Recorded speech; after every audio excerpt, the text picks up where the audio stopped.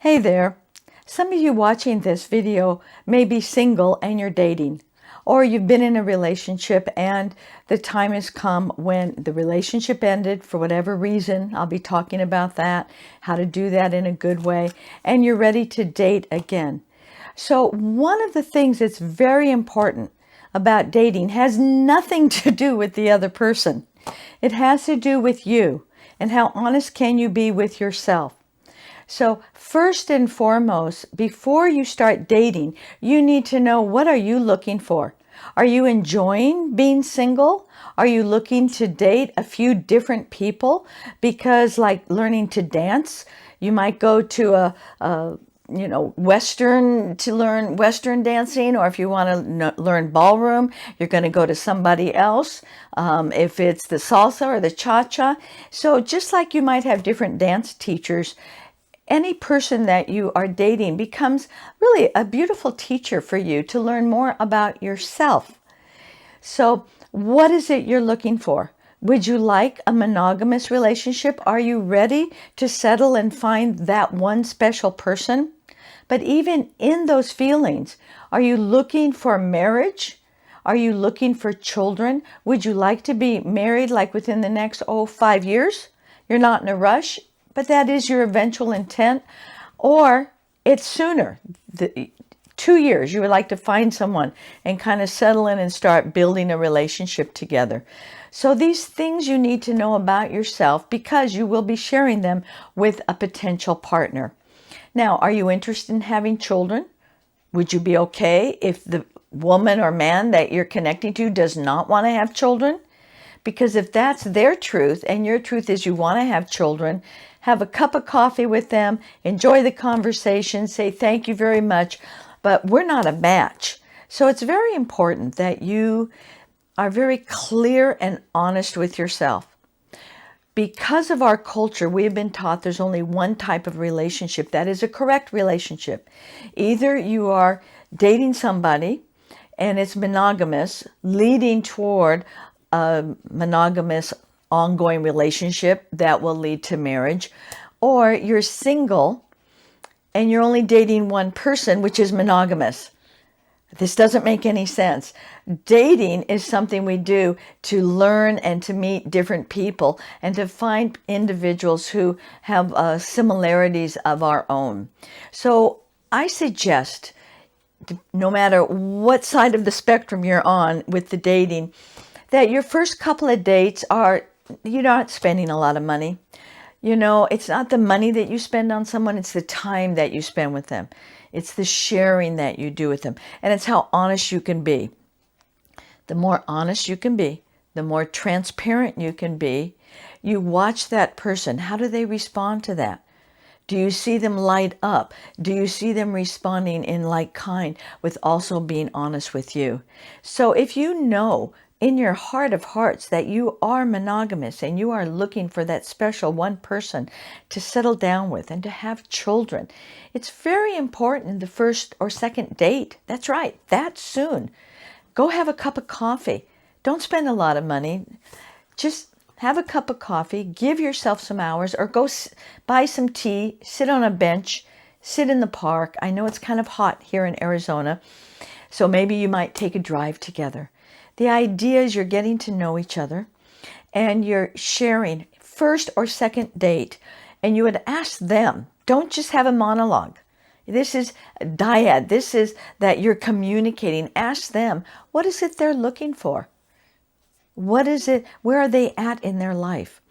You need to know what they desire, not just what you want, but what do they want? And is there any compatibility? In those communications, you might find some things you enjoy doing with each other. My husband and I met when we were on the shooting range. We're in Colorado at a shooting competition. So we knew we had something in common that we liked. And then immediately, the first date, it was sharing honestly who we were. I'm a marriage, relationship, sex therapist. So, if it was going to blow him out of the water, well, let's do it now. Let's do it soon. Let's not wait till our heart is open and we think we have found the one, just to find out that it was not the one. When you are choosing to date, and you want to date more than one man or more than one woman. Because after all, there's wonderful people out there. Be honest. Don't let them think they're the only one. Let them know. You might say something like, I am choosing to date, and I prefer to date a number of people. I'm not looking to settle down at this time. I am learning so much by how wonderful these relationships are. And maybe in 2 or 4 years, I'd be ready to settle down with the one. So be honest with them. And if they say, I'm not interested in dating somebody who's dating multiple partners, you say, thank you for your honesty. Let's enjoy our coffee and then wish each other well. You're not wasting time. Dating is not a scarcity issue. It's a sorting issue. And this may sound cold, but how quickly can you sort through the men or the women that you're looking at, be it online or, at a friend's party or wherever it is you're meeting these men and women? It's a sorting issue. Do you make each other laugh? Are you both you enjoy a good intellectual conversation? Do you both enjoy skiing? What are the things that make you happy? These are the things you want to find out. And if your conversation flows, and I mean conversation, not a monologue, because some people, that's what they do.